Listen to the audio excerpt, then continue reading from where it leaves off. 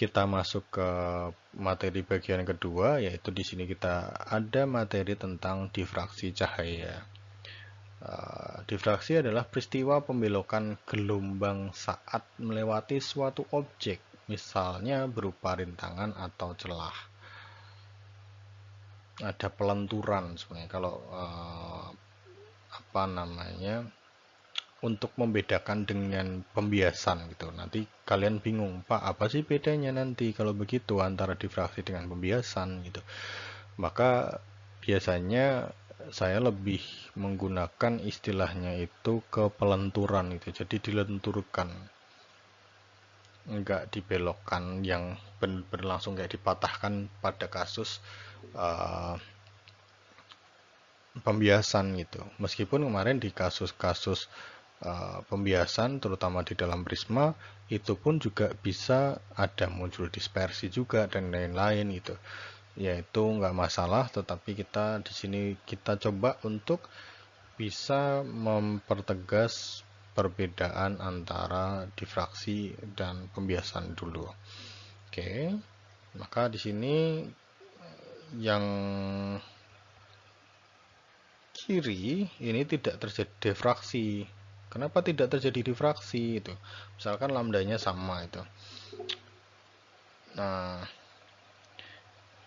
dia dikatakan tidak terdifraksi ketika sinar yang melewati celah sempitnya itu ternyata dia nggak belok sama sekali, dia tetap lempeng aja itu, dia tetap lurus itu, dia tidak mengalami pelenturan ke kiri, ke kanan, ke atas lagi, ke atas lagi, ke atas lagi, dan seterusnya. Dia nggak mengalami itu, maka dia dianggap tidak terdifraksi.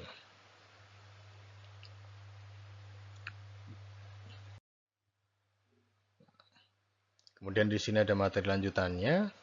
Difraksi jika posisi layar dapat dianggap sangat jauh dibandingkan dengan lebar celah A, maka berkas-berkas gelombang tersebut dapat dianggap sejajar. Ini cerita aja ini.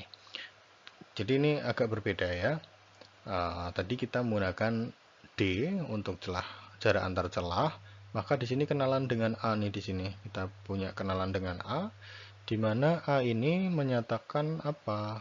A ini menyatakan lebar dari celah yang dilewati oleh si gelombang cahaya tadi. Nah, kemudian lintasannya berapa panjangnya gitu. Panjangnya kita menggunakan asin theta di sini. Ini ada tetanya. Jadi theta itu adalah ya sudut yang terbentuk antara garis normal dengan si gelombang yang dilenturkan tadi. Kemudian tinjau celah yang lebarnya A dan dipandang sebagai terdiri dari 4 sumber gelombang. Jika gelombang 1 dan 3 panjang lintasannya berbeda sebesar lambda, maka kedua gelombang ini akan menghasilkan interferensi destruktif. Hal yang sama juga akan terjadi pada gelombang yang kedua dan keempat. Ini masalah fasa lagi, sehingga nanti juga di dalam difraksi itu nanti juga terbentuk pola gelap dan terang gitu. Kita masuk difraksi. Secara umum dapat dikatakan bahwa gelombang yang berasal dari sumber yang terpisah sejauh A/2 dan mempunyai beda panjang lintasan sebesar M lambda per 2, maka akan terjadi interferensi minimum di situ. Nah, interferensi minimum terjadi jika A/2 sin theta sama dengan M lambda, sehingga di sini ini sin theta dark atau pola gelap ya, sama dengan M lambda per A. Ini persamaan akhir yang bisa kalian gunakan misalkan nanti. Ini prosesnya, itu yang kiri ini prosesnya, yang kanan itu adalah hasilnya. Sedangkan posisi interferensi maksimum dapat diperoleh kira-kira di tengah dua posisi interferensi minimum yang berurutan. Oke. Di sini kita bisa melihat adanya interferensi juga yang membentuk pola gelap terang. Nah, yang di kanan ini adalah persamaannya itu. Kalau misalkan ditanyain pola gelap pertama seperti apa, pola terang kedua seperti apa, nanti kita bisa melihat dari persamaan yang di sini. Itu nanti kita lihat di belakang aja. Oke, maka untuk difraksi celah tunggal, ini ada yang pakai D, ada yang pakai A, sama aja. Yang penting kalian tahu yang kalian tulis itu apa, nggak masalah. D itu lebar celah, theta itu sudut deviasinya. Di sini juga dikatakan deviasi, itu pembelokan juga. Tapi juga ada beberapa yang mengartikannya nanti sebagai pelenturan untuk menekankan saja sih sebenarnya, untuk membantu menekankan bahwa dia itu enggak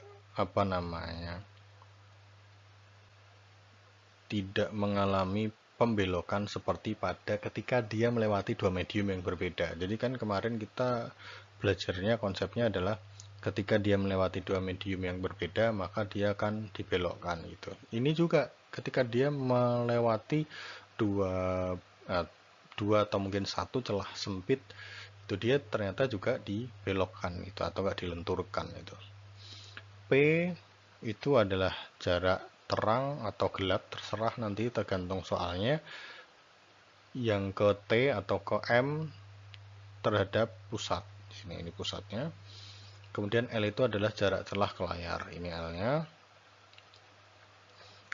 Nah, pola ini persamaan ini silahkan dicatat dan dihafalkan karena mungkin besok itu kayaknya close book. Jadi tolong jangan buat contekan, jangan bawa contekan, silahkan dicatat sendiri saat ini dan dipahami bahwa persamaan-persamaan ini yang akan kita gunakan gitu. D sin theta sama dengan n min setengah lambda. Nah, maksimum di pola terang, sebenarnya kalau kita melihat polanya ya, ini sama dengan apa? Ini sama aja dengan persamaan interferensi minimum tadi. Interferensi minimum persamaannya mirip ini tadi, D sin theta sama dengan M min setengah lambda.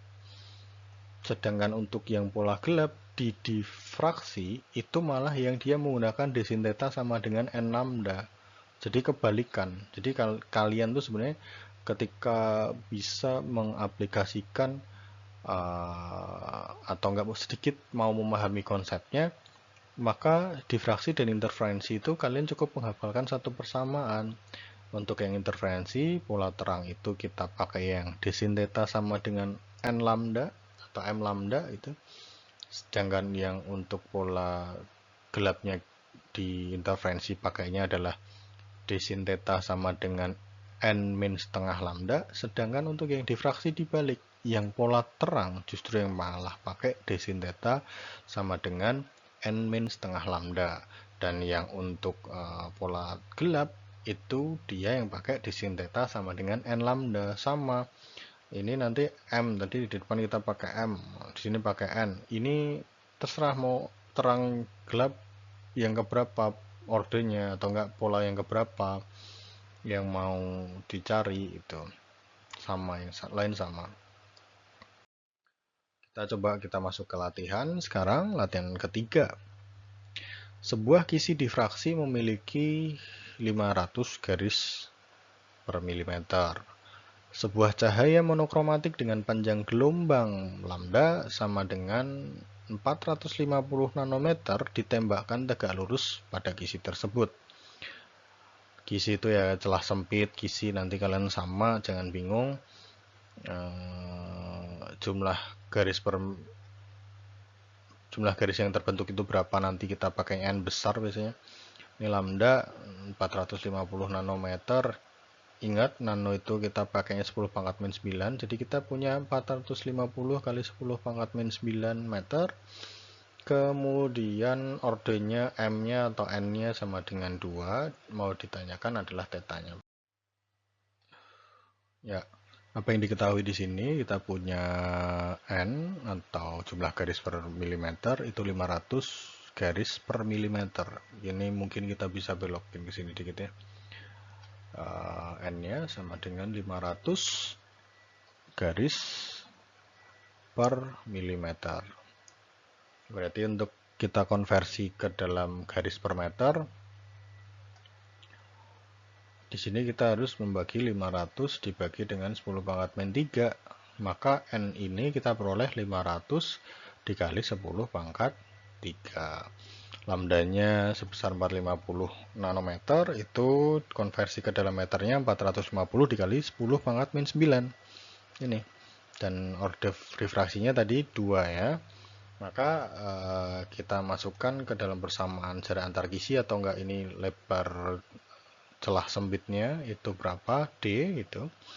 D itu kita bisa peroleh dari D sama dengan 1/n. Jadi dia adalah pembagian 1 dibagi dengan jumlah garis yang terbentuk. Atau mungkin ini nanti bisa dicatat bahwa ini nanti bisa digunakan untuk mencari banyak garis yang terbentuk di layar ketika terjadi difraksi. Ini bisa dilihat. Jadi kalau nanti mau nyari N-nya berapa, ya N sama dengan seperti gitu aja. Kita substitusikan nilai ini ke sini. Maka kita peroleh 1 dibagi 500 kali 10 pangkat 3. Maka kita peroleh ini kan sama aja 1 dibagi 5 kali 10 pangkat ini gini ya. 1 dibagi 5 kali 10 pangkat 2 dikali 10 pangkat 3, maka kita peroleh 0,2 dikali 10 pangkat min 5. Ini kita peroleh jadi 2 kali 10 pangkat min 1 dikali 10 pangkat min 5, maka kita peroleh 2 kali 10 pangkat min 6. Ini dapat di sini. Itu. Kita lanjut. Setelahnya kita kan mau nyari nilai tetanya berapa ya. Oke, kita masuk ke sini. Ini slide-nya agak berantakan ya. Kita perbaikin dikit. Oke, kita masuk di sini. Ini kita masuknya D sin theta sama dengan M lambda itu. Atau mungkin kita tulis di bawah aja ya. Kita tulis di bawah. Di sini kita punya D sin theta sama dengan M lambda.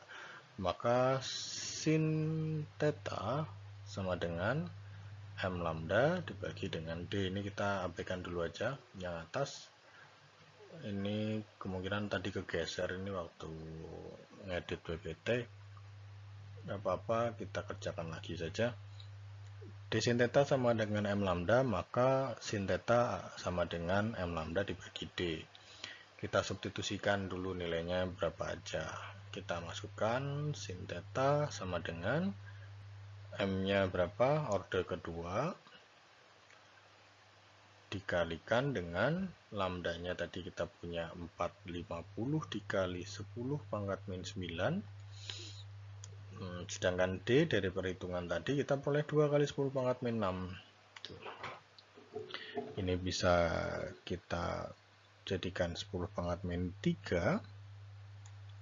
Ini hilang. Maka kita punya 450 kali 10 pangkat min 3. Ini untuk sin tetanya itu.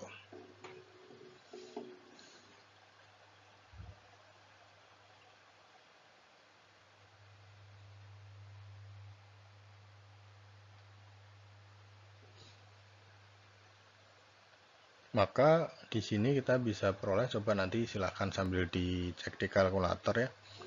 Di sini kita peroleh ini itu sin theta ya, berarti sin theta sama dengan 0,45 ini.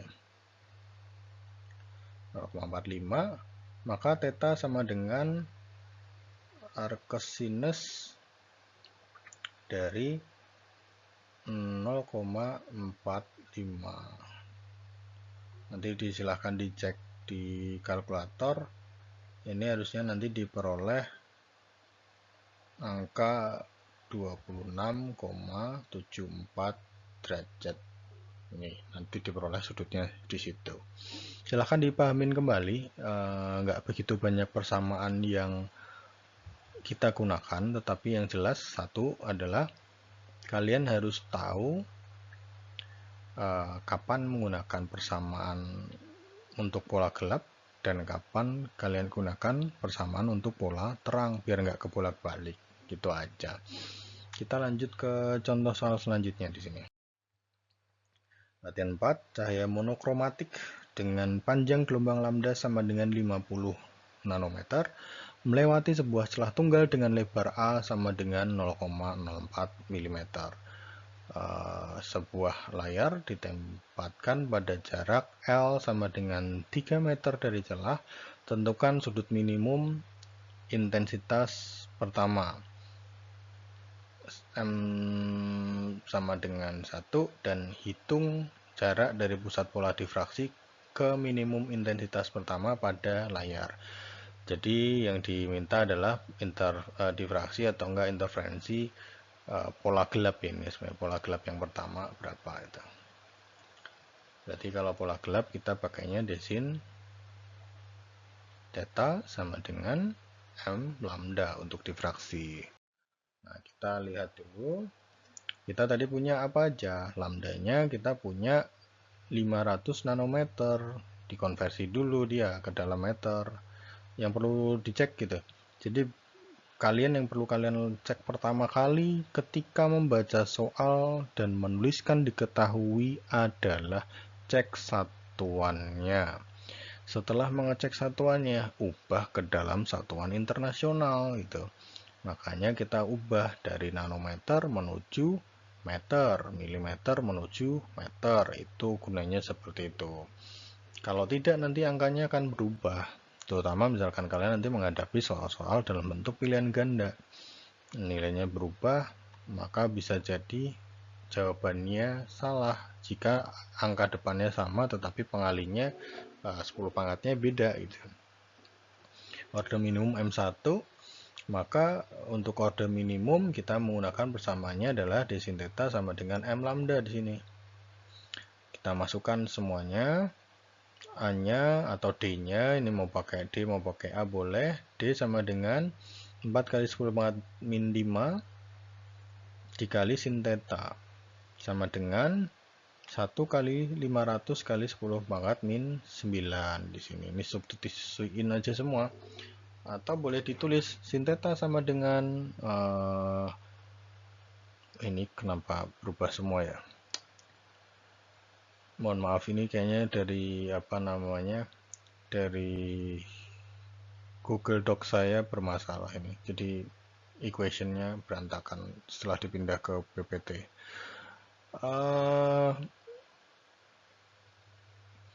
Kita masuk ke yang ini ya. Kita masuk ke sini. Di sini sin theta sama dengan 500 kali 10 pangkat min 9 dibagi dengan 4 kali 10 pangkat min 5. Dan di sini sin theta-nya diperoleh 0,0125. Nanti untuk UAS itu kan diperkenankan boleh bawa ini ya, boleh bawa kalkulator. Silahkan bawa kalkulator. Sebisa mungkin kalkulator saintifik. Dan yang perlu saya ingatkan lagi, tolong dari rumah dicek mode sinus dan kosinusnya apakah hasilnya sudah sama. Minimal kalian cek sin 90-nya itu sama dengan 1 enggak itu. Kalau enggak, ubah aja dulu gimana caranya otak-atik kalkulator kalian sehingga nanti ketika kalian menghitung sin 90 harus sama dengan 1, sin 0 sama dengan 0, cos 90 cos 0 sama dengan 1 dan cos 90 sama dengan 0. Itu harus ditulis dulu. Kalau nggak kayak gitu nanti kemungkinan perhitungan trigonometri kalian akan berantakan sin konstannya. Maka setelah kita mengantisinkan atau sin pangkat min 1 atau arcus sinus dari 0,0125 itu kita peroleh 0,72 derajat. Nah, selanjutnya pola minimum pada layar itu kita gunakan persamaan Y sama dengan L kali tan theta, dengan theta sama dengan sin untuk sudut kecil. Ini tadi sudah dibahas di depan bahwa dengan sudut yang sangat kecil tan theta itu sama dengan sin theta. Jadi kan di sini kan kita pakainya sin theta ya. Tapi kok Pak kenapa di sini berubahnya menjadi tan theta itu? Padahal kan harusnya kita bisa dong menggunakan Y sama dengan L sin theta gitu. Atau sebaliknya, tapi ini kita pakai persamaan umumnya itu Y sama dengan L tan theta. Tapi karena kita udah punya nilai theta sih sebenarnya di sini 0,72, itu bisa dimasukkan juga ke sana, ke dalam persamaan ini. Tetapi kita di sini coba menggunakan prinsip yang di depan. Jika sudutnya sangat kecil, ini kan 0,72 derajat itu sangat kecil, maka nilai tan theta akan sama dengan sin theta, atau dianggap sebanding dengan tannya, itu sin sama tannya sama.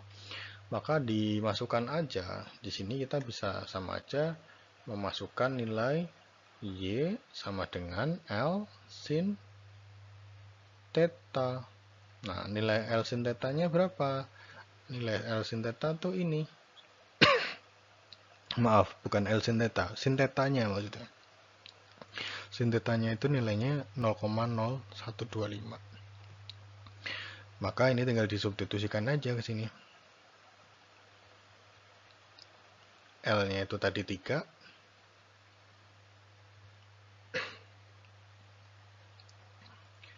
Kemudian, sebentar.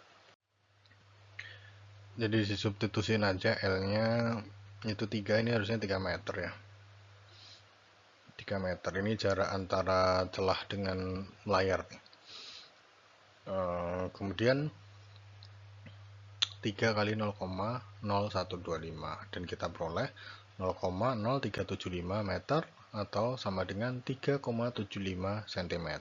Itu aja dulu. Oke, ini materi saya udah habis. Silahkan dipelajari lagi, dicermati lagi apa yang ada di slide ini. Pengerjaan-pengerjaannya di bagian yang contoh-contoh soal barusan, silahkan dicoba lagi sendiri di rumah, ditulis. Jadi silahkan soalnya nanti slide-nya akan saya bagikan di GCR. Kalian coba lakukan adalah soalnya ditutup dulu. Jawabannya ditutup dulu. Habis itu kalian kerjakan sendiri. Misalkan kalian bingung, Pak ini kok bisa begini itu. Ya nggak apa-apa, kalian dengerin penjelasan saya dulu sambil dilihat jawabannya. Kemudian setelah kalian pahami prosesnya, saya nggak minta menghafal ya, silahkan dipahami prosesnya, bagaimana hubungan antar persamaannya. Setelah kalian dapat hubungan antar persamaan, kemudian kalian sudah memahami alur kerjanya, kalian mundur lagi ke bagian soalnya. Bagian soalnya kalian lihat, kalian coba kerjain sendiri tanpa berusaha membuka jawabannya.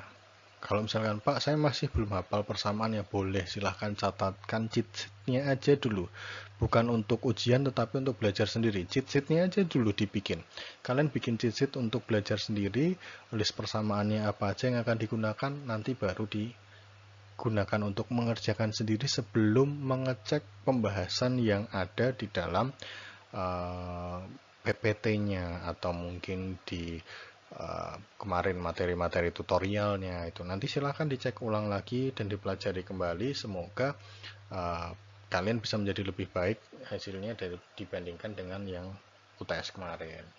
Oke, mungkin itu aja dulu materi dari saya terkait interferensi dan difraksi. Mohon maaf jika ada kekurangan dalam penyampaian. Nanti mungkin bisa diskusi dilanjutkan di WhatsApp group, boleh silahkan nanti dilanjut aja jika ada yang mau ditanyakan, atau mungkin kalau mau nanya sama aspraknya juga boleh, astutnya boleh, silahkan saja. Yang penting kalian bisa melakukan atau belajar dengan baik saja.